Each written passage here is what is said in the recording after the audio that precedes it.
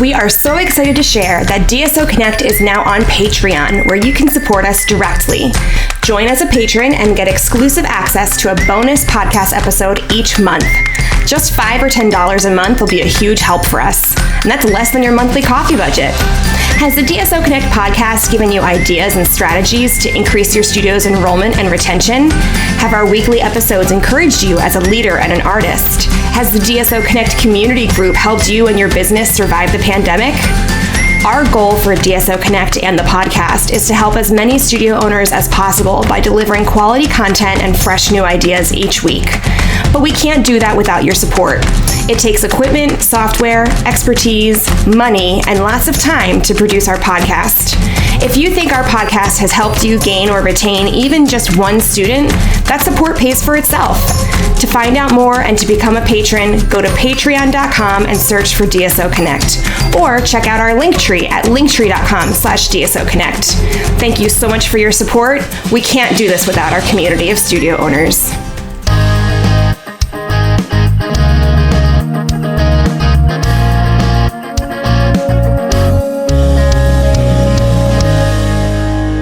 Hello and welcome to the DSO Connect podcast. I'm Casey. I'm Robin. How's it going, Robin? How was Annie Jr.? Oh, Annie Jr. was great. It exceeded my expectations. That's fabulous. In a nutshell, I'll tell you, my only experience with musicals is hearing my students talk to me about the high school musical or whatever community musical they're involved with over the years. And usually my dancers will say things to me like, "Oh my God, Miss Robin, it's a train wreck. I don't know how it's ever going to come together." Like always, consistently, every year, my dancers say it's a train wreck. And yet it always comes together in the final hour. Mm-hmm. And so I watched some rehearsals over the summer and I was like, and then getting closer, Brett brought all the sets and they're in the studio and the studio is not big enough to house all the sets. So they're kind of rehearsing around sets, like pretend this set isn't there. It's not really going to be there, and people bumping into things and all kinds of stuff. And even Nick and my husband, Wally, who played FDR, they would come home from the rehearsals and they were like, "Robin, I do not know if this is going to come together. Like, this is really like a train wreck." So I went to the theater. We had the theater Wednesday, Thursday, Friday, Saturday. I'm in there on Wednesday, and I literally could only sit there for 15 minutes because my dance director brain was having an anxiety attack. And so I left and I said, I will come back once they get their shit together. And Thursday, it looked a little better. I didn't watch the whole thing. Friday, I watched the run through before the show and I was in tears. It was so good. Like, I could not believe how it came together.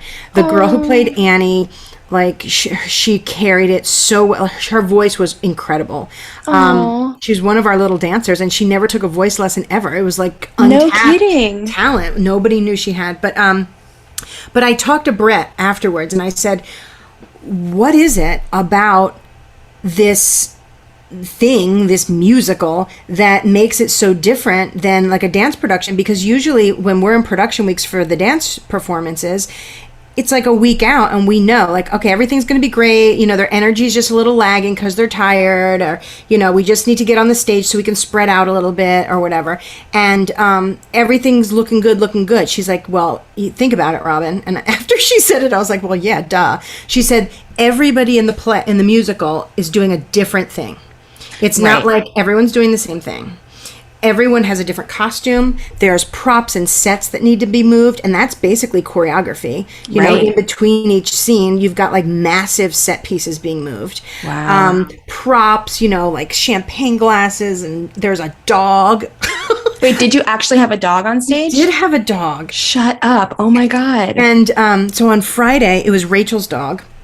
And it was funny because the dog was black, and there's a line in Annie where it's like, "Sandy, I call her Sandy or I call him Sandy because of his sandy color." Right. The audience laughed because it's black. Obviously, the dog is not quite perfectly cast. Right, but it was good. So he did great at the rehearsal, and then there were thunderstorms, and next thing you know, the dog is like hiding behind a blanket backstage, and pretty much refused to come out. no. So we're really concerned about that. And what happened? I think we got him to come out, and we made it through the Friday night. But then on Saturday night, there was a different dog. So a different teacher brought their dog. And that went really well, except for the moment where Caroline, Annie, dropped the leash. Like just, just like it came out of her hand. And the dog started walking down the steps into Like into the audience, into the house? was approaching that. And so she had to, and she's 9 or 10. Oh my gosh. She had to, and she's singing tomorrow. And she had to figure out, like, okay, I'm not going to stop singing. I'm going to stay in character, and I'm going to go get this dog and prevent him from walking into the audience. And she did. Wow. And I couldn't believe it. But anyway, there's just so many variables, and Right. it's very different for a dance person Yeah. to see that coming together for the first time. I mean, there's literally so many things that can go wrong. Someone could forget their line, and that could throw off the dynamic of an entire scene. Right. Whereas when someone forgets the choreography, you just kind of hope that the masses, the rest of the group, kind of brings the little fishy along with them, and the little fishy follows along. You know what I mean? Right. Oh yeah, absolutely. But it made such sense after she explained it to me. I was like, of course, Of course. different than a dance performance. Yeah, that makes a lot of sense. Anyway, it was great, and I cried happy tears the whole Oh, entire good. And then the funniest thing was at the end, if you're familiar with the show, FDR, which was played by my husband Wally, he's in this wheelchair, and at the very end, the whole cast comes out and they do this choreography. And during the first performance, Wally was just sitting in the wheelchair, like not doing anything, just like looking around. And I guess my son Nick and I said something like, "You look kind of awkward that everyone else is dancing and you're just sitting there in the wheelchair." So he took it upon himself to learn the arm choreography. Shut up. And the next night, he didn't tell anyone, but the next night he's like doing all the arm choreography with everybody else, and he's in a suit jacket. So like, when you can't like really put your arms all the way up in a suit jacket. Yes. It was so stinking funny. And then at one Oh my point, God, I love he's it. backstage, and he's telling the kids, "Don't talk to me. I'm practicing my lines." Like, he's so serious about this whole, playing FDR. He had like That is amazing. Anyway, it was really good. I'm really glad we did it. Afterwards, we had to do load out. We had to rent a U-Haul, load out all of these ginormous sets that Brett brought from New York, and we had to find a place to store them. And so my husband was stressed out. He's like, "What are we going to do with all this stuff? It won't fit at the studio. Like, it is massive." So we ended up asking our neighbor if we could rent a portion of their barn Oh. temporarily until we either build ourselves a barn or rent a different whatever. So he said, "Sure, $50 a month." And Wally was like, "Hell yes. But you got to clear this section out because it's all junked up." So during production week, Nick and the boys and Wally had to go and like clear out this man's barn Oh my and gosh. make room for this. And they had to bring the U-Haul up this farm hill and unload it at like 11 p.m. on Saturday night. And it all worked out, but literally they come home after this whole week is done. We were freaking out the whole week, worried that it wasn't going to come together because it's not what we normally do. And we're sitting there, we're having a drink, and it starts thunderstorming and raining. And we were like, we just dodged the biggest bullet. Could you imagine doing loadout of all these sets in a thunderstorm? And we had to return the U-Haul that night because the next morning we had to go to Nashville. Oh my God. That would have been such a cluster. Well, it all came together. Wow. Thank goodness. That is wild. So how are you? What's going on with you? Anything exciting? I'm good. I am excited to wrap up the summer, and I have one more camp this upcoming week. We're Your doing kids aren't in school yet? not yet. No, we don't start until after Labor Day. Oh. Yeah. So I've got one more camp. I'm doing Leadership Academy camp with all of my work study students that I'm very excited for.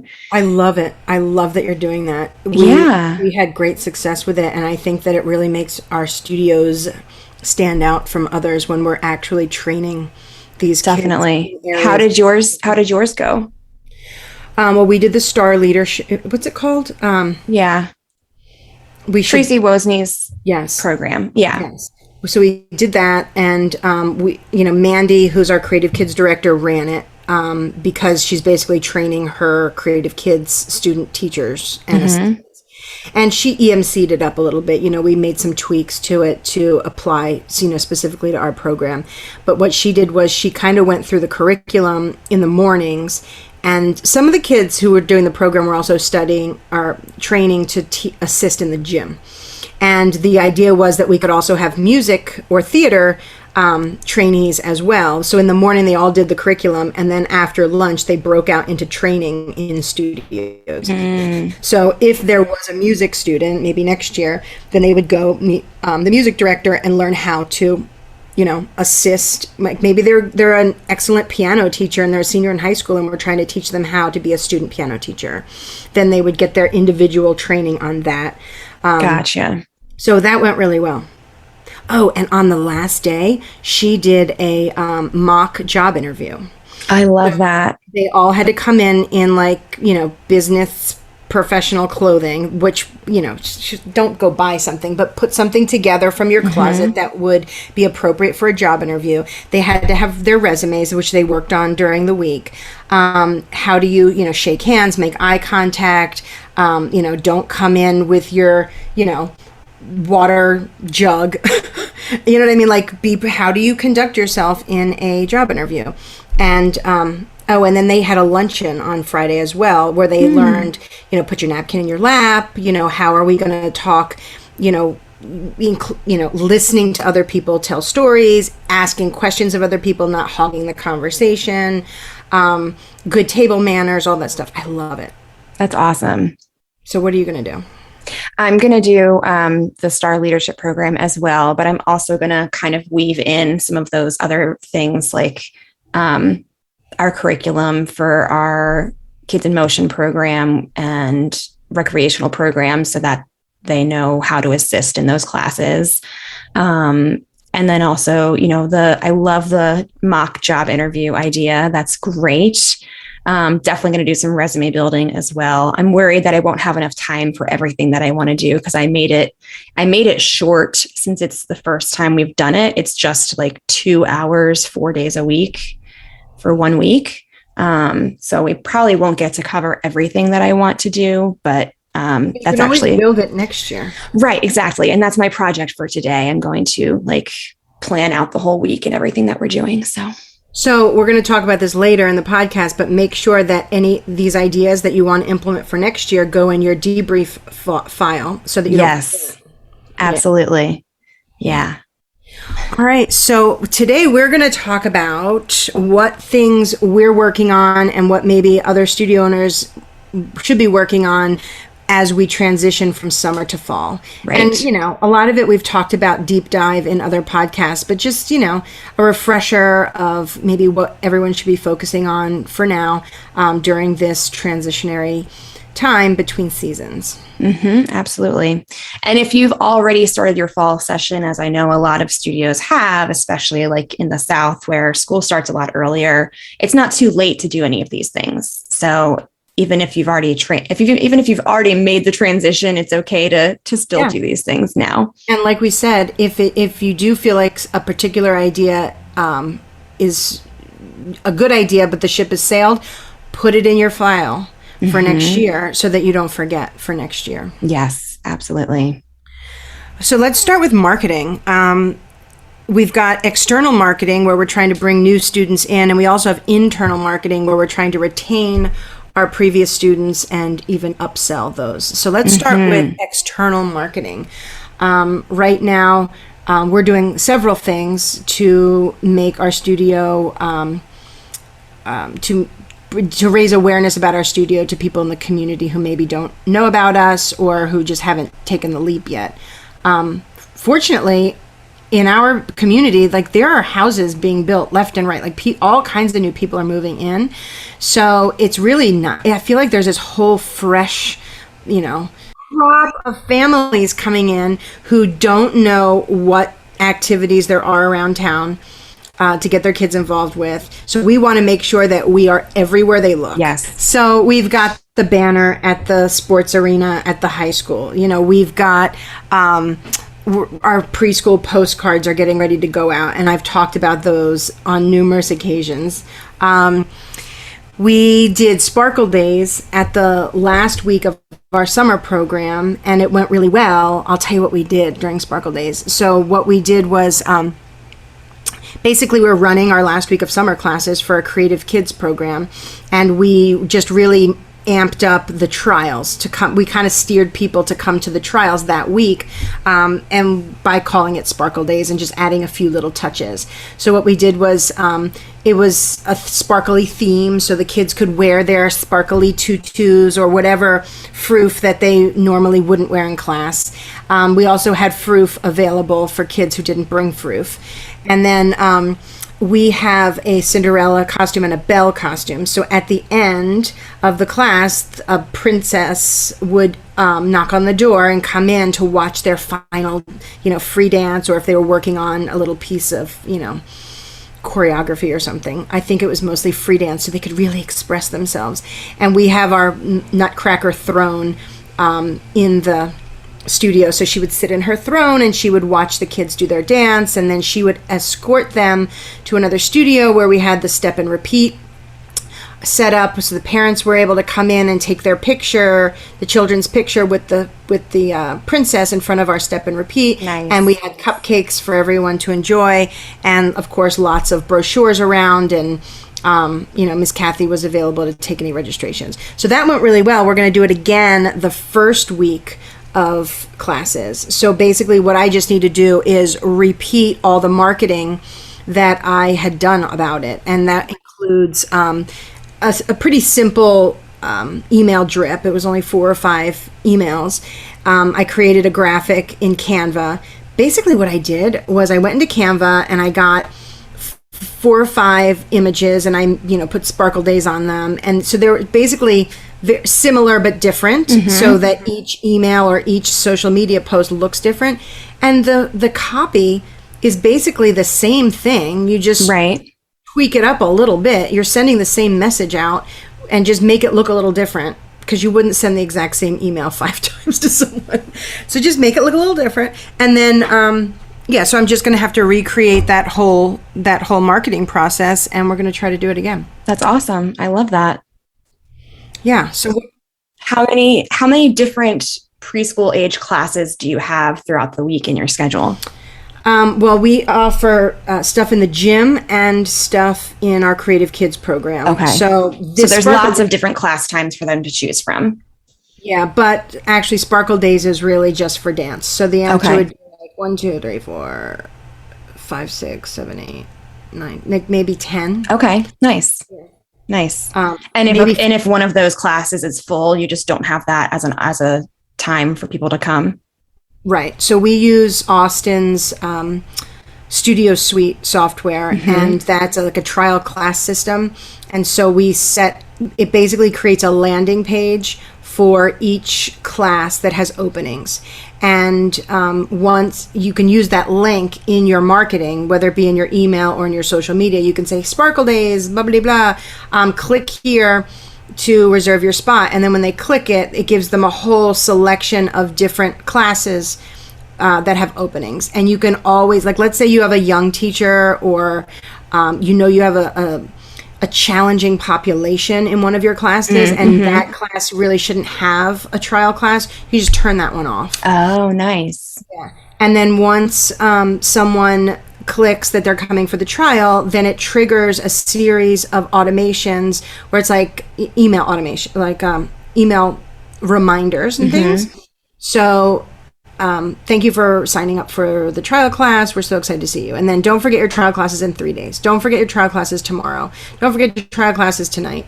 And then if they don't show up, Kathy goes in and clicks did not show. And then they get an email that says, oops, you didn't show. Life gets crazy. We know. Click here to reschedule. Oh, nice. Yeah. So that's awesome. So that's what we're doing for our external marketing, pretty much. Lots and lots of Facebook posts, and then sharing those posts in community groups. where families in our area are looking for activities. And if you don't have a community group like that in your community, then you need to make one. Yeah, absolutely. You get to be the person that decides what frequency your studio can post. Right. And also if other activities can post as well. Right. Yes, absolutely. I love that idea. Cool. So what are you doing for your internal marketing? So it's really important that we retain our students from last year. Mm-hmm. We want to make sure that everyone feels very loved and feels very satisfied with the program that they, experienced last year and through the summer. So checking in with people who haven't re-registered is super important. Even before that, though, you should have things in place that kind of automate the re-registration. So that kind of takes care of a lot of things. For example, your company dancers should be automatically renewed. If you're running a perpetual program, they'll be automatically renewed. But then the ones that aren't involved in those programs, you really want to reach out, make sure that everything's good with them. Is everybody okay? How's your summer been? We notice you haven't re-registered. We'd love to have you.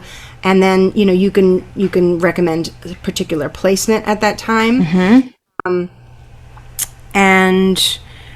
Just that personal touch, just like reaching out to people and letting them know that, hey, we noticed that you're not here. We miss you. Yes, we've been doing a lot of Google Voice texting at our studio, and it has been going really well because people actually respond to text messages. They don't answer the phone for phone calls. They don't check their voicemail, but text messages actually work. And we've been having a lot of success with that. Like our numbers right now for enrollment for the fall are better than where they were this time in like 2018 or 2019. Wow. Yeah. Wow, that's fantastic. I know. I'm very excited. I hope that means that we still continue to get more people enrolled through the beginning of the season, and that it, because we're not at our top line yet of enrollment, but we're getting there.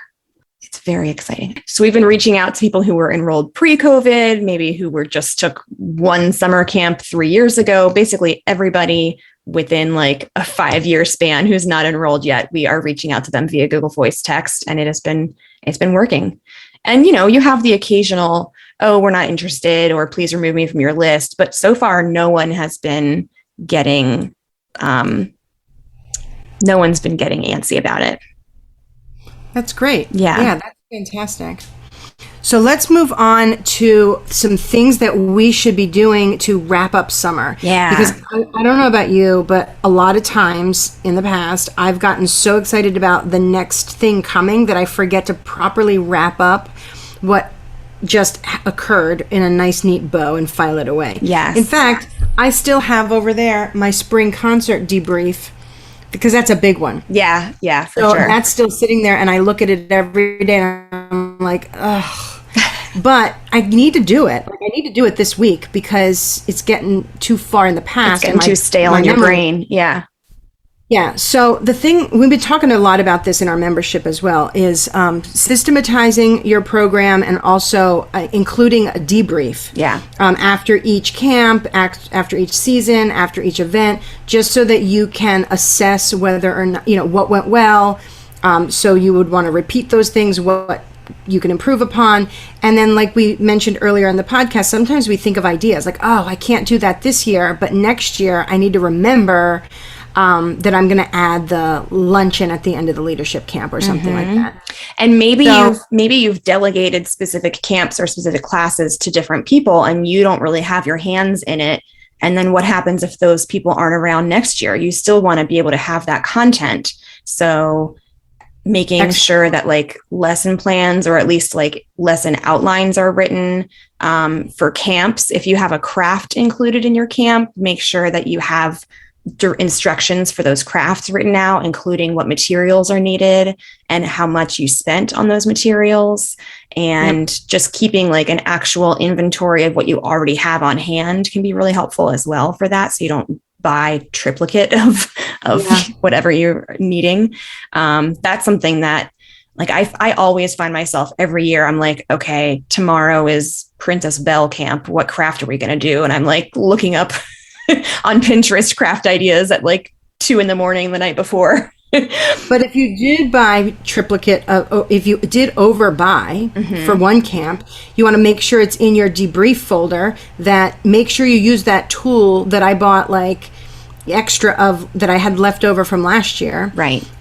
Because next thing, if not, then that stuff just goes to waste. Right. Exactly. So what we've done. Oh, I know what I was going to say. In our membership, we have a debrief template that our members can download and use and, you know, tweak it to make it your own if needed. But Holly made it look really pretty. But if you're not a part of our membership, then I'm sure you can, you know, put your own debrief together.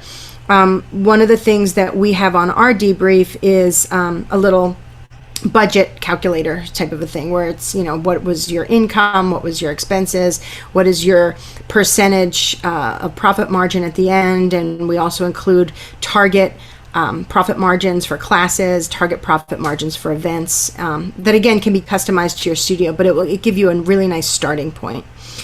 So again, that's available in our membership if you are part of our membership. But what I do is I have a file system of folders, and each folder is for a different event or class or whatever it is that needs debriefing. And I put them in chronological order. And you can also do this digitally in Google Drive. We've talked about this before too. But then like right now, I'm going to be debriefing Annie. So I've got a folder that says Annie, and I'm going to pull it out. We're actually having, because this is a bigger event, we are going to have an actual meeting. Also because it was the first time, and everybody's probably got different opinions about how it went and what can be done differently. So we're going to have a meeting. Everyone's going to have a copy of this debrief form, and we're just going to talk about what went well, what went poorly, what we can improve, et cetera, et cetera. And then at the end, it all goes into the file folder and it gets filed away. And then when it's time to plan it for next year, all of that is right there. Exactly. Yes. I love that. If you don't have a system like that, then you need, whether, like I said, whether it's digital or whether it's on paper or both, now is a good time to be working on that. Yeah. It didn't really take me more than an hour, or I don't know, maybe a half an hour to just set that darn thing up. So some debriefs are going to be super easy. Like if you have a princess camp, you ran it, then you might be able to just do that by yourself in 15 minutes. Right. Boom, it's done. Just make sure you do it. Just make sure that you're doing all that. Exactly. And it'll make your life so much easier for next year. So you're not reinventing the wheel every single time you have princess camp. Yeah. And also putting together, like saving the copy that you use to promote. Oh, that's a great idea.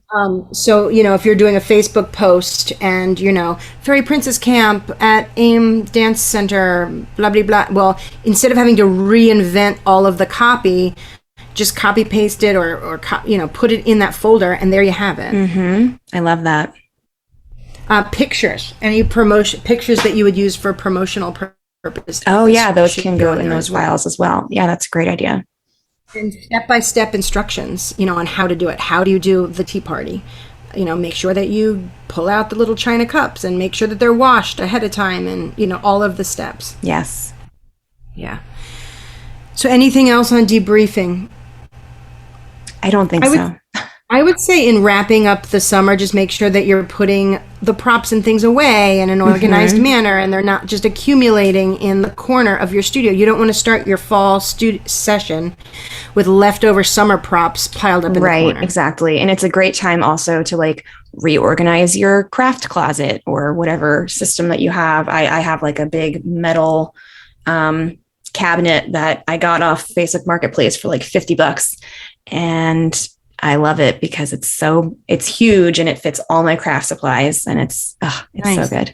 So yeah, and at the end of the summer, when all the crafts are like totally haphazardly put away, I'm like, all right, time to reorganize this. And that's a great thing to give to an admin person or even a work study student, somebody who likes organizing things. They can organize all of your props. They can organize all of your, you know, rental shoes. They can organize all of your craft supplies, all of that kind of stuff, so that you're like, clean slate for the new year.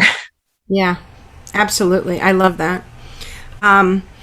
Yeah, and we did a podcast a couple weeks ago about your space and how to, deep clean and get ready for the new season on a budget. So we won't go back into all that, but definitely make sure that you are doing something to make sure that your space is smelling good when people walk in. And just generally spruced up. Yeah. And I think the last thing that we should all be focusing on is rest and self-care. Hell yeah. Because once that fall season starts, actually, what's interesting is I've noticed for me, because I'm not really on the front lines, I don't teach and I don't even have to really be at the front desk. I find that this is a very busy time for me, and my rest time is like the end of September, early October. Oh, interesting. Like once the ship has sailed, I can sit back and relax and a little bit. You feel like you can breathe. Yeah, like right now I'm doing a lot of things like making sure that the updates for each division are in the membership site and making sure that the signups are set up for the fall tour, and I'm doing all of the prep work. Yeah. And then once the ship sails, then everybody does their job and I'm just standing there watching it. Yes. And that's when I can get a massage. But if you are on the front lines, this might be the time that you need to squeeze in a day or two to literally, like, I don't know, sleep till noon or turn off your phone and just let the world be on fire for one day. Absolutely. I'm all about that. Yeah. I forget if it was, it may have been Misty Lown, who is of More Than Just Great Dancing. I think she sent out this email that was like, I went on vacation and turned on my autoresponder, and here's what it said.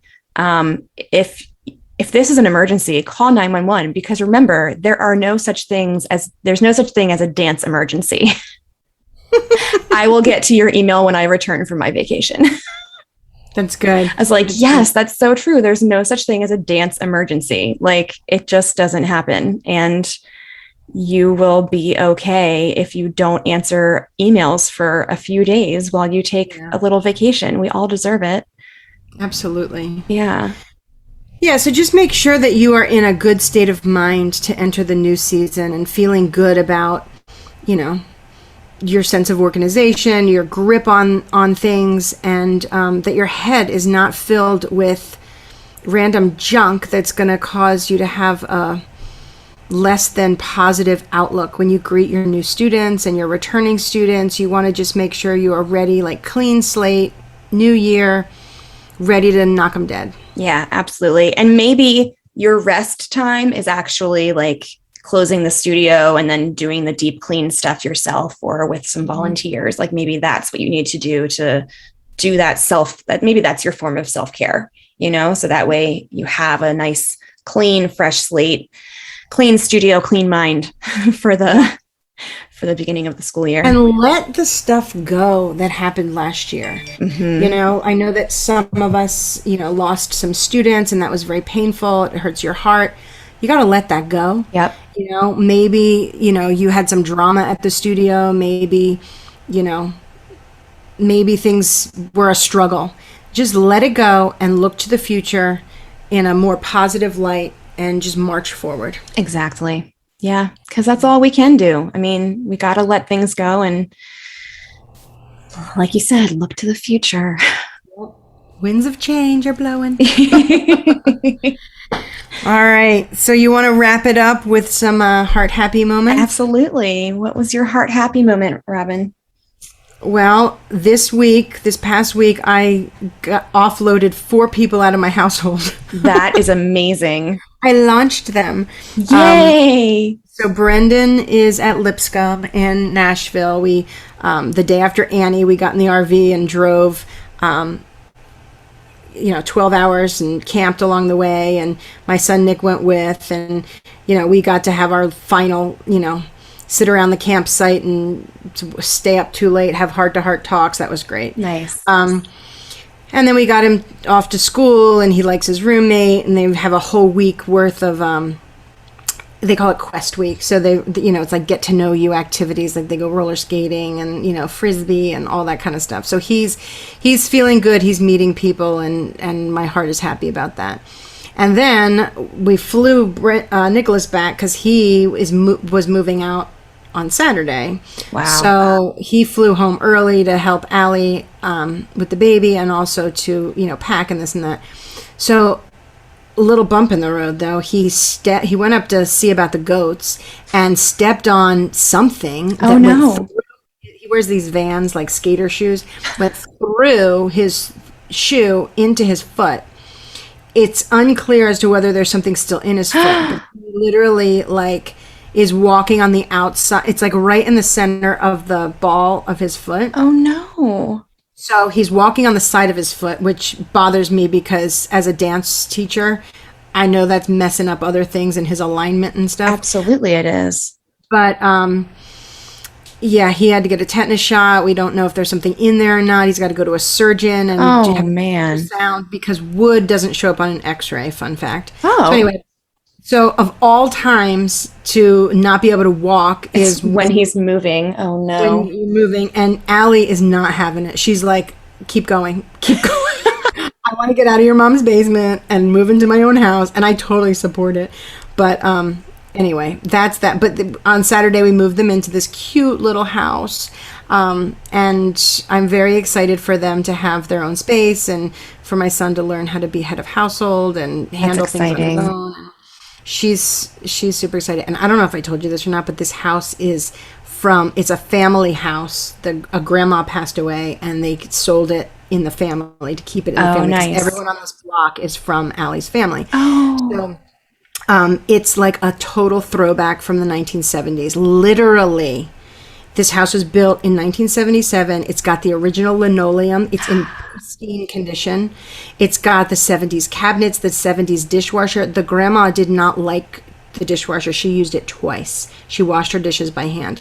The bathroom is like the old subway tile. Yeah. The furniture is there. The no retro, way.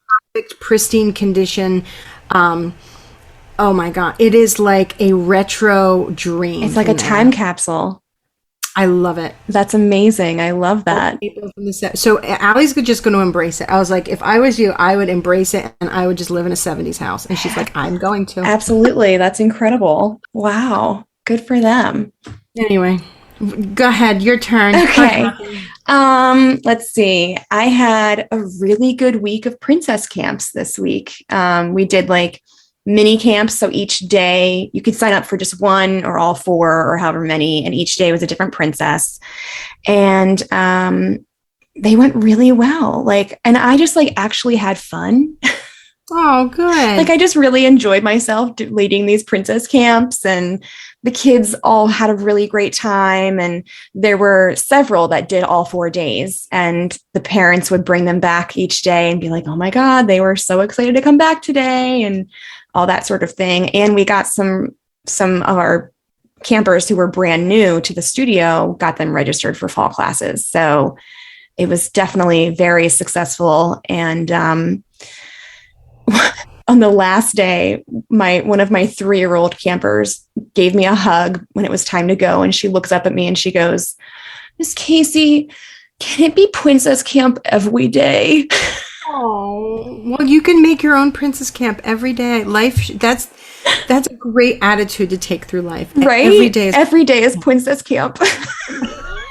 That's so cute. It was just the cutest thing ever. It melted my heart. Oh my God. It was so great. It was so great. That's awesome. And then I had a birthday party on Saturday after princess camp for one of my princess campers' birthdays. Aww. And she wanted a Hamilton theme.